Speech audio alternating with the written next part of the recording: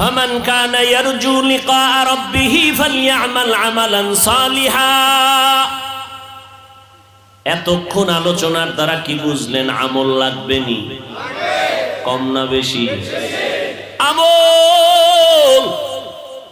যেই বান্দারা বলে আমল বেশি দরকার নাই, তাকে জিজ্ঞাসা করেন, হযরত আপনার টাইটেল যা শুনলাম বলে আবু বকরের থেকে আপনার ইলম বেশি নি? কি কইব বেশি? ওমরের থেকে বেশি, উসমানের থেকে বেশি, আলীর থেকে বেশি। তারা কেমন জান্নাতি সাহাবী? আবু বকর, ওমর, ওসমান, আলী সহ সাহাবায়ে কেরামের মতো আমলওয়ালা জমিনে আর কেউ আসবে? এই কথা কন না কেন?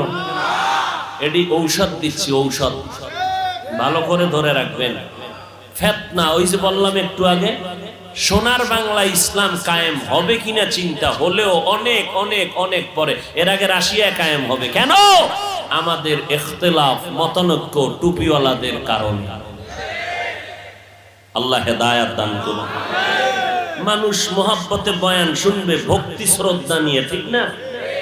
তো এখন আপনি আলেমের বিরুদ্ধে ভক্তি শ্রদ্ধা নষ্ট করে দিলেন, ময়দানে নেমে নবীদের বিরুদ্ধে ষড়যন্ত্র লাগায় দিলেন। মুআবিয়ার বিরুদ্ধে বয়ান, সাহাবায়ে কেরামের বিরুদ্ধে আওয়াজ। সাহাবায়ে কেরামরা সত্যের মাপকাঠি না বলে যদি কথা বলেন, ভালো করে চিনে না। ওই যে কয়েকটা পয়েন্ট আমি বলে দিলাম, এই পয়েন্টে যারা দৌড়ায় এরা সব হলো উলামায়ে আহলে বাতিল।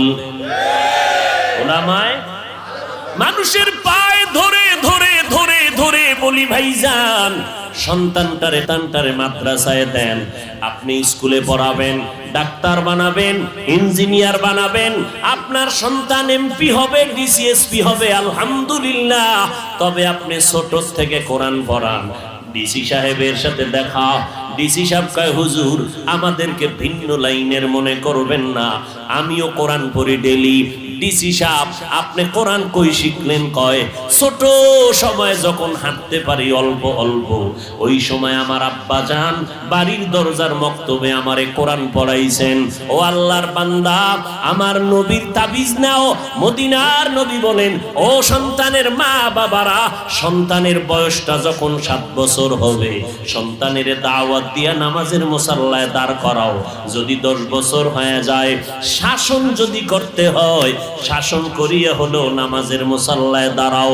কারণ ছোট থেকে যদি পারাইয়া না উঠাও, তাহলে সন্তানকে গড়ানো কোনোদিন বড় হলে হবে না। 10-এর পরে ঘাড় সোজা হয়ে যাবে, ওই সন্তানকে আর বাঁকা করতে পারবা না। এই জন্য 7 বছরের সময় ও আব্বা জান সন্তানটারে নামাজের মুসাল্লায় দাঁড় করায় দাও, দাওয়াত দাও। 10 বছরের সময় একটু গরম কথা বলো, শাসন করিয়া তারপরে লাইনে উঠায়া দাও।